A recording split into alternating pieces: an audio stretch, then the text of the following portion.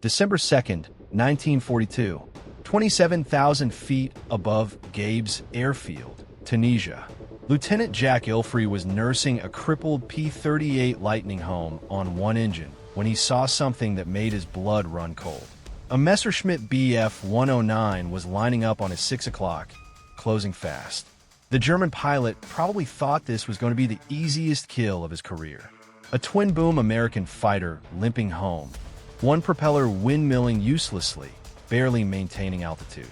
What the Luftwaffe pilot didn't see was Ilfrey's wingman, Lieutenant Newell Roberts, diving hard from above. Roberts had a split-second decision to make. His guns were jammed. He had no ammunition. His friend was about to die. So Roberts did something that defied every rule in the fighter pilot's handbook. He aimed his P-38 directly at the Messerschmitt and rammed it. Metal screamed against metal at 300 miles per hour. The Bf 109 disintegrated.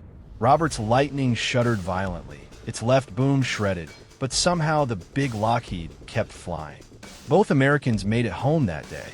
When German intelligence officers examined the wreckage and interviewed captured Luftwaffe pilots weeks later, they couldn't understand it. How did a supposedly clumsy twin-engine fighter outmaneuver their best pilots?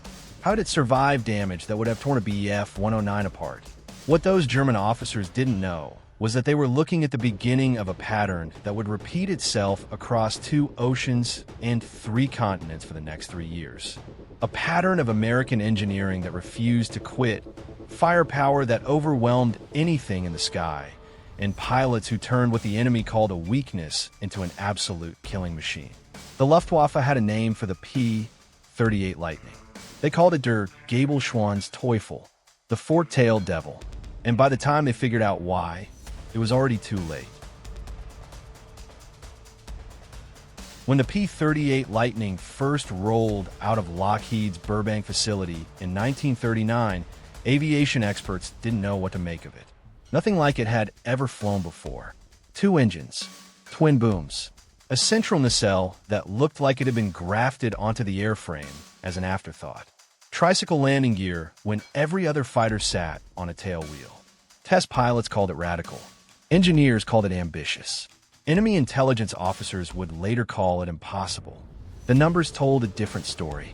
2 Allison V 1710 engines producing 1,475 horsepower each. That's 2,950 total horsepower driving an aircraft that could hit 414 miles per hour at 25,000 feet. While Bf 109s and Zeros were still climbing to altitude, the P-38 was already there, loitering, waiting. The Lightning could cruise at 290 miles per hour for over 1,100 miles with internal fuel. Strap-on drop tanks, and that range extended to 2,260 miles. That meant P-38's could escort bombers deep into Germany and return home. It meant they could fly from Guadalcanal to Rabaul and back. It meant American fighters could suddenly appear over targets the enemy thought were completely safe. But the real genius of the P-38's design wasn't speed or range. It was concentrated firepower. Every other fighter of the era mounted guns in the wings. That created convergence problems. Pilots had to aim where their bullets would intersect with the target, usually around 300 yards. Miss that sweet spot, and half your rounds flew uselessly into empty sky. The P-38 eliminated that problem entirely. For Browning M250 caliber machine guns and 120mm Hispano cannon, all mounted in the nose, all firing directly ahead in parallel. Point the nose at the enemy, and every single round went exactly where you aimed. At maximum rate of fire, those 450s cycled 2,800 rounds per minute. Add the cannon, and you had nearly 4,000 projectiles screaming downrange every 60 seconds. Luftwaffe pilots who survived P-38 attacks described it the same way. They didn't see tracer streams converging from the wings. They saw a solid bar of fire erupting from the Lightning's nose. One German pilot reported to his squadron intelligence officer that engaging a P-38 head-on was suicide. The concentration of firepower was like flying into a wall of lead and high explosive. By the time you saw the muzzle flashes, parts of your aircraft were already disintegrating. The P-38 earned its reputation the hard way, mission by mission, sortie by sortie, against enemies who initially dismissed it as too big, too complex, too American. In North Africa, Luftwaffe aces who had cut their teeth over France and Britain looked at the twin-boom silhouette and saw easy prey. They called it the gable schwanz, the fork-tail, but not yet with the devil part. That came later. Those early engagements taught both sides hard lessons. German pilots learned that the P-38 wouldn't turn with a Bf-109 in a sustained dogfight, but it didn't need to. Lightnings fought in pairs, using superior altitude, speed, and devastating zoom climbs. One P-38 would bait the Messerschmitt into a turning fight while his wingman positioned above. The German pilot would think he was winning, tightening his turn, closing the distance. Then the second Lightning would drop from above like a stooping hawk, those nose guns blazing, and the fight was over before the German even knew a second aircraft was involved. By the time the North African campaign ended in May 1943, P-38 units had refined their tactics into a lethal science. The first fighter group, flying from bases in Tunisia, was regularly escorting B-25 Mitchell bombers deep into Sicily and southern Italy. Luftwaffe Bf-109s from elite Jagdgruppen would bounce the formations, expecting to slash through the American escorts and tear into the vulnerable bombers. Instead, they found P-38 pilots who had learned to use every advantage their aircraft offered. On one mission over Sicily, 72 B-25s approached heavily defended Axis targets with P-38 escort. 15 Bf-109s attacked.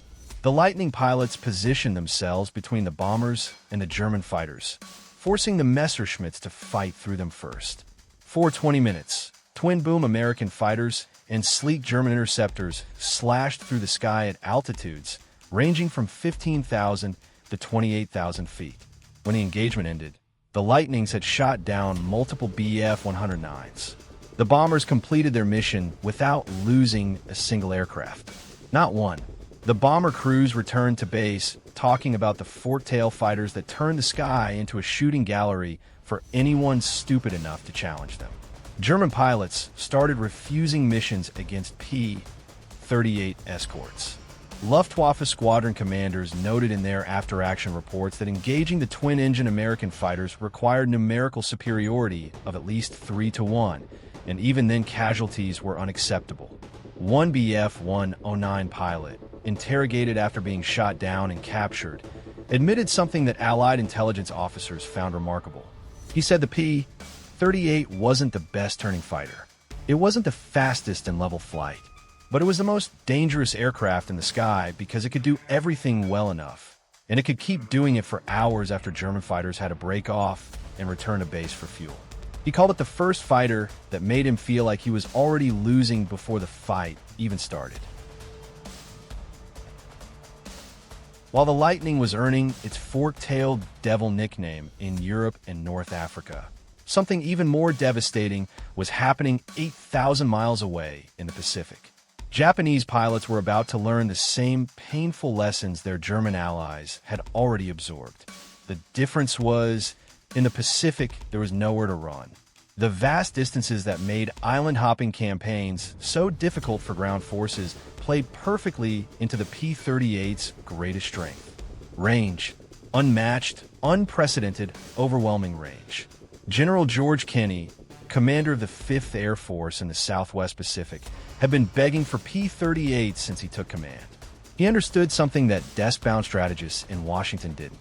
You can't control the Pacific with short-range fighters. The distances were too vast. Fighter bases too spread out. When the first P-38s arrived in Australia in late 1942, Kenney grinned like a kid on Christmas morning. He finally had a weapon that could reach out and hit Japanese airfields, shipping, and installations that had been operating with impunity. The first major test came during the Battle of the Bismarck Sea in March 1943. Japanese convoys were attempting to reinforce their garrison at La in New Guinea. American B-25's and A-20s were tasked with destroying the convoy, but they needed fighter escort over water that would take them 400 miles from base. P-38's from the 39th Fighter Squadron took the mission. They escorted the bombers all the way to the target, engaged Japanese fighters over the convoy, strafed enemy ships, and returned home. The entire Japanese convoy was destroyed. 12 transport ships and 4 destroyers sent to the bottom. More than 3,000 Japanese troops drowned. The few Zero fighters that attempted to interfere with the attack were either shot down or driven off. When the P-38's returned to base, they still had fuel in their tanks. Japanese intelligence officers studying the battle couldn't make the numbers work. American fighters operating 400 miles from base? Impossible. Their best aircraft, the legendary Zero, had good range, but couldn't match the P-38's combination of range, speed, firepower, and altitude performance. Japanese pilots who encountered the Lightning for the first time reported that it refused to dogfight. The twin-engine American fighters would dive, fire a devastating burst from their nose guns, then zoom back to altitude before the Zeros could react. One captured Japanese pilot told his interrogators that fighting a P-38 was like fighting a ghost. You could see it. You knew it was there, but you couldn't catch it, couldn't outturn it vertically, and if you got caught in front of those nose guns even for a second, your aircraft came apart. April 18th, 1943, a date that would prove the P-38 Lightning wasn't just a fighter. It was a strategic weapon. American intelligence intercepted and decoded Japanese communications revealing that Admiral Isoroku Yamamoto, architect of the Pearl Harbor attack and commander of the Japanese combined fleet, would be flying from Rabaul to Bougainville to inspect forward bases. The flight path, timing, and aircraft type were all in the message. Admiral Chester Nimitz made a decision. Yamamoto would not complete that inspection tour. The problem was distance. Bougainville was 435 miles from the nearest American airfield on Guadalcanal. That meant a round trip of 870 miles, plus combat, plus reserves. No fighter in the world could make that flight except one. 18 P-38 Lightnings from the 339th Fighter Squadron, handpicked pilots, modified aircraft with extra fuel tanks, took off before dawn. They flew at wave-top height to avoid radar detection, navigating by dead reckoning over featureless ocean for over an hour. Timing had to be perfect. Arrive too early, and the Japanese would spot them and abort. Arrive too late, and Yamamoto would already be on the ground, surrounded by anti-aircraft guns and alert defenders. The P-38's arrived exactly on schedule. 2 Japanese G-4M Betty bombers, escorted by 6 Zero fighters, were descending toward Bougainville airfield. The Lightning pilots split into 2 groups. 4 aircraft went for the bombers. 14 stayed high to handle the Zeros. Captain Thomas Lanphier rolled his P-38 into a firing run on the lead Betty. The Japanese aircraft was less than a mile from landing when Lanphier's nose guns opened fire. The Betty's right engine exploded. The bomber rolled hard left, trailing smoke and flame, and slammed into the jungle. Admiral Yamamoto was dead before the wreckage stopped tumbling through the trees. The entire engagement lasted less than 4 minutes. 1 P-38 was lost. The others turned for home, flying 435 miles back to Guadalcanal on fumes. Some landed with less than 10 gallons in their tanks. When Japanese officials announced Yamamoto's death weeks later, they called it a flying accident. They couldn't admit the truth. American fighters had reached out across 435 miles of ocean, killed the highest-ranking military officer in the Japanese armed forces, and returned home. The mission proved something terrifying to Japan. Nowhere was safe. No target was out of reach. The four-tailed American fighters could appear anywhere, anytime, and there was nothing Japan could do to stop them. One Japanese naval officer, writing in his personal diary after the war, admitted that Yamamoto's death was the moment he knew Japan would lose. If the Americans could kill an admiral in a heavily escorted aircraft over Japanese-controlled territory, what else could they do? The P-38's greatest victory wasn't a single mission or battle. It was statistical dominance, so complete that the numbers still seem impossible. America's top two fighter aces of all time both flew the Lightning.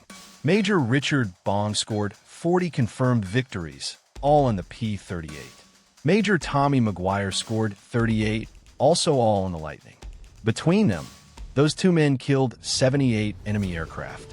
To put that in perspective, those two pilots in one aircraft type accounted for more enemy kills than many entire fighter squadrons.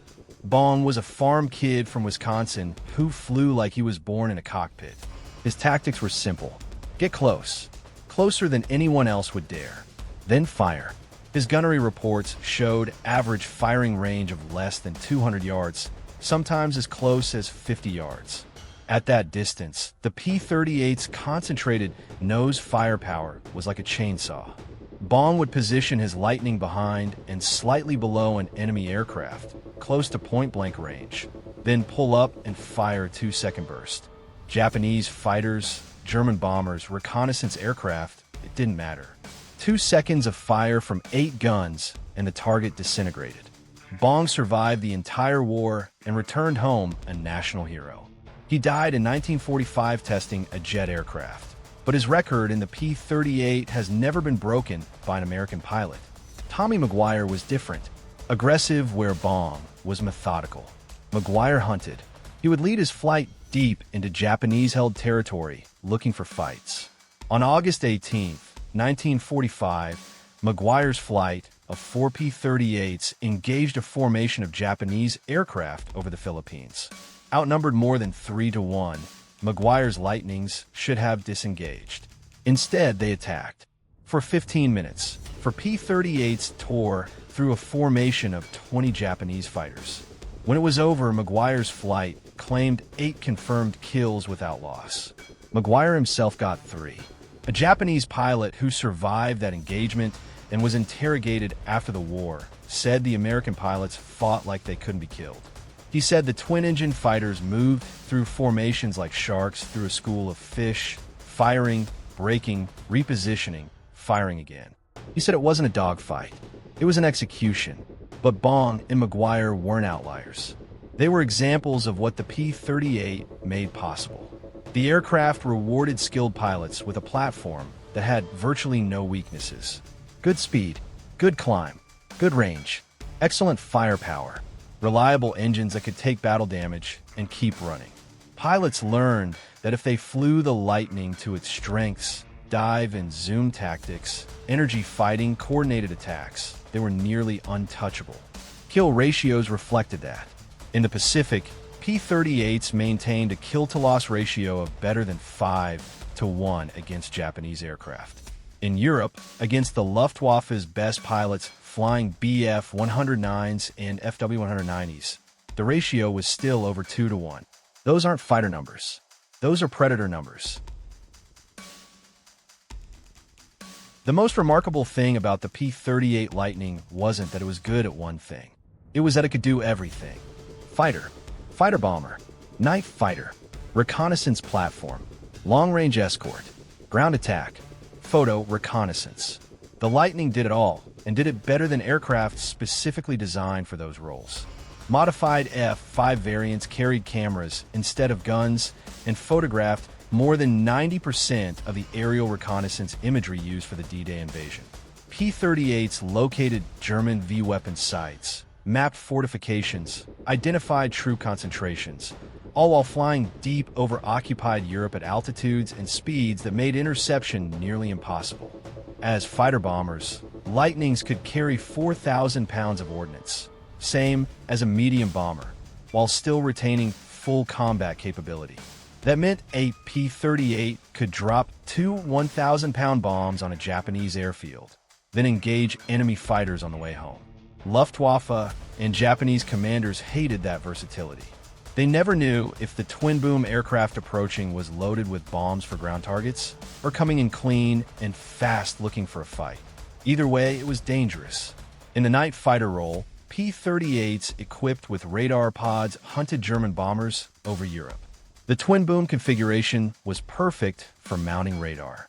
Plenty of room, stable platform, The big Lightnings would patrol assigned sectors, waiting for ground controllers to vector them toward German aircraft. Once radar contact was established, the P-38 would close from behind and below, invisible in the darkness, then fire.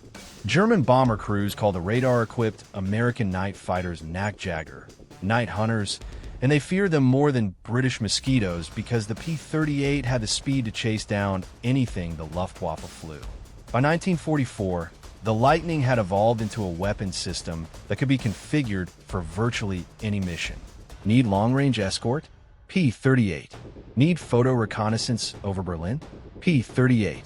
Need to strafe a Japanese airfield at dawn and intercept bombers at noon? Same aircraft. That versatility meant American commanders could deploy P-38 units and know they had options. German and Japanese planners had no such flexibility. Their aircraft were specialists, excellent at one thing, mediocre at everything else. The Lightning was the Swiss Army knife of combat aircraft, and that flexibility multiplied American air power in ways the enemy couldn't match. The war ended in August 1945, but the P-38's legacy was just beginning. Over 10,000 Lightnings were built. They served on every front. They flew more combat hours, covered more miles, and engaged more enemy aircraft than almost any other American fighter. The lessons learned from the P-38 influenced every American fighter that came after. Long range, heavy firepower, rugged construction, those became the defining characteristics of American fighter design for the next 50 years. But the real legacy wasn't technical. It was psychological. The P-38 Lightning proved that American engineering could create weapons the enemy couldn't match and couldn't counter. German pilots who flew captured P-38's after the war admitted the aircraft was better than anything the Luftwaffe fielded. One Luftwaffe test pilot wrote in his report that the P-38's combination of range, firepower, and reliability represented a level of industrial capability Germany simply couldn't match. He noted that even when German engineers understood how the Lightning worked, they couldn't build it. They didn't have the production capacity, the trained workers, or the raw materials. The P-38 wasn't just a better fighter. It was proof that American industry could bury the Axis under an avalanche of superior equipment. Japanese military analysts, writing after the war, came to the same conclusion. They studied why Japan lost air superiority in the Pacific, and the P-38 appeared repeatedly in their findings. Japanese fighters were lighter, more maneuverable, but they couldn't match American aircraft in firepower, protection, or operational range. Japanese pilots were initially better trained, more experienced, but American pilots flew aircraft that brought them home even when badly damaged. Over time, experienced Japanese pilots died and couldn't be replaced. American pilots survived, got better, and trained the next generation. The P-38 was a major reason why. It absorbed punishment that would have destroyed a Zero. It brought damaged aircraft and wounded pilots home. And every pilot who survived because the Lightning was tough enough to take punishment became a veteran who made the next mission even more lethal for the enemy. The Germans called it der Gabelschwanz Teufel, the fork-tailed devil. The Japanese called it Shinda no Hikoki, the airplane of death. American pilots just called it the Lightning, and they trusted it to bring them home. When you see restored P-38's flying at air shows today, throttles wide open, those twin Allison engines howling, you're not just seeing a piece of history. You're seeing the aircraft that proved American air power could reach anywhere, strike anything, and win. That twin-boom silhouette is a reminder that when the enemy laughed at American engineering, called it too heavy, too complex, too ambitious, they were making a fatal mistake. The P-38 Lightning turned that mockery into terror, and by the time the Luftwaffe and the Japanese realized what they were facing, the sky already belonged to America. It still does.